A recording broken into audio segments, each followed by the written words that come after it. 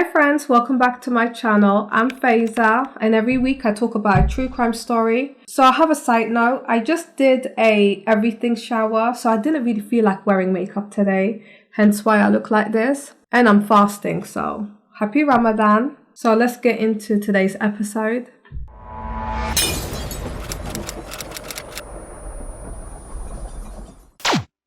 All of this started when Daniel Thompson met his girlfriend, Angie. They met when they were teenagers and Daniel just instantly fell in love with her.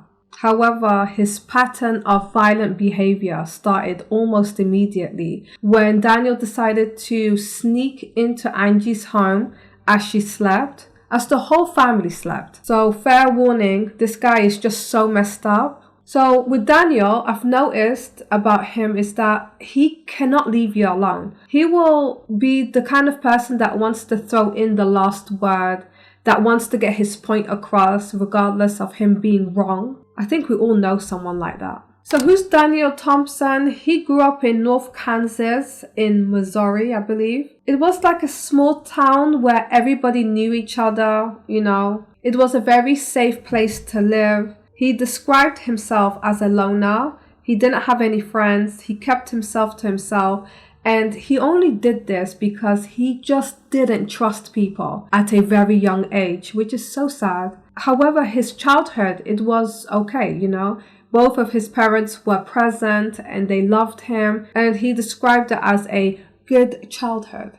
So where did all of this possessive behavior come from, you know? Because he gets really obsessed. But he did mention when he was only 12 years old, he was diagnosed with PDD, pervasive development disorder. It is part of the autistic spectrum. So in 1991, he met Angie at a summer camp and he instantly fell in love with her. He admired her green eyes and her vibrant smile, and he was just like, that's the woman for me. However, she was only 15 years old and he was just 17 at the time, and her father disapproved of the relationship. But they winded up seeing each other anyway, you know? Because his dad was like, just come back in a year's time. And he honestly did wait a whole year, and then he called up Angie and reintroduced himself. Years later, the couple married and shared 3 children together. However, Angie was subjected to violent attacks and abuse. Daniel would grab her hair, drag her around the house. He would scream at her. He would beat her up. He would even hold a knife to her throat. He would threaten her. He would call her all hours of the day and night, asking her where she's been, who she's with. She felt like he was her possession and he could do whatever his heart desires. Like, the great sense of entitlement really confuses me in today's episode, because it's like, who are you to disrupt someone's life like this, you know? Angie couldn't take the abuse anymore. It was just getting worse and worse as the time went on, and she just fled with her children to a homeless women's shelter. Angie was very convinced that Daniel was capable of murder and she was fearing for her life. So she wrote help on her window, hoping for someone to see and call the police, but no one did. And she had no choice but to run away, which she promptly did. Daniel did mention in the interview while he was incarcerated that he wants to do whatever he wants. He doesn't like being told what to do. And if he wants to be around you, he's going to be around you. And he just doesn't want to listen, which encouraged his stalking behavior. And he became very obsessive. I'm not quite sure why he's stalking others, but he is blaming it on his diagnosis I mentioned earlier. So Angie took it upon herself to get a restraining order against him. However, he would show up under her car, at her workplace. He would just stalk her, follow her, and she would see him on a regular basis. There was a point where Angie said that he was hiding under her desk at the workplace, and I'm thinking, could you imagine? So experts do believe if you leave a abusive partner, the abuse gets worse. They will tend to stalk you. They will call you obsessively throughout the night. They would just show up wherever you go. They would ask other people what you're doing, and it just never ends. There's literally no off button with this man. So like I said before, he views her as a possession, and he just wants to take total control over her. She had no rights for anything, to be honest. And it's just a very scary place to be. Like, I could just imagine what she's going through. So in the year 2000, Angie meets Brandon and she moves in with him. Daniel was like so heartbroken. He said, how could she do that? He couldn't comprehend that their relationship is over because of the fact that their marriage was so chaotic and abusive. And he was honestly blaming her, like, how could you do this to me? We have children. He just couldn't take the rejection, and he couldn't handle the change. So what does Daniel do? He just breaks into Angie's apartment that she shares with Brandon, and then he holds a knife to her throat.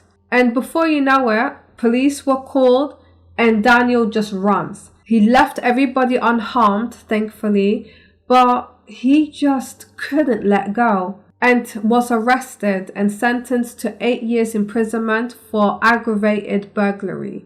I don't really understand why they sentenced him for aggravated burglary. He was attempting to murder his ex-wife.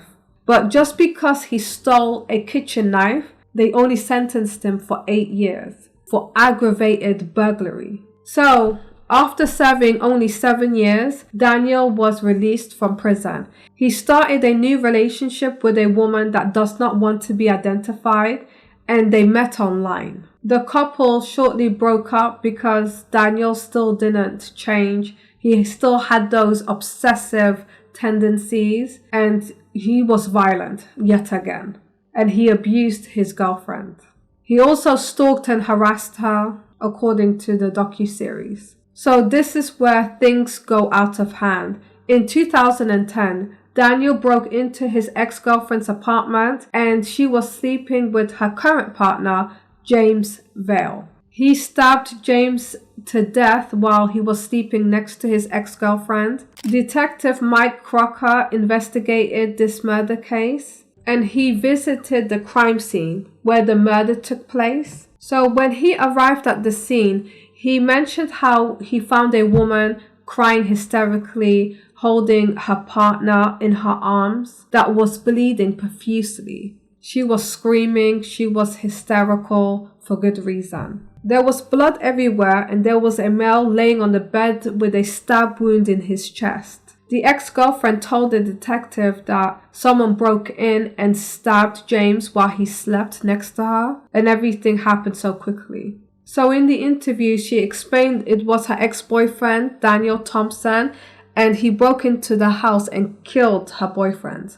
So on October 2011, Daniel was found guilty for second-degree murder and was sentenced to life in prison. His sentence carries a maximum term of 30 years, and he will be eligible for parole in 2034, having just served 23 years. You know what stuck out to me in the whole episode is that Daniel said towards the end that Angie, his ex-wife, is his arch nemesis till the day he dies. He also said, I thought I was over her, and I really thought I was, but she just reappeared. I don't believe she will ever leave me alone.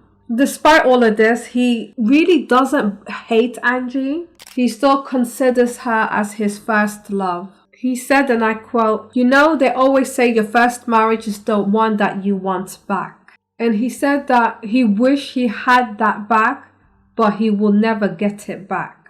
He cried and sobbed and sobbed. Do you guys think that was genuine, how he reacted in prison? Let me know down below. So this brings us to the end of today's video. Thank you so much for hanging out with me. I really do appreciate you. Till then, stay safe and hydrated, and I will see you guys in my next one. Thanks for watching. Bye.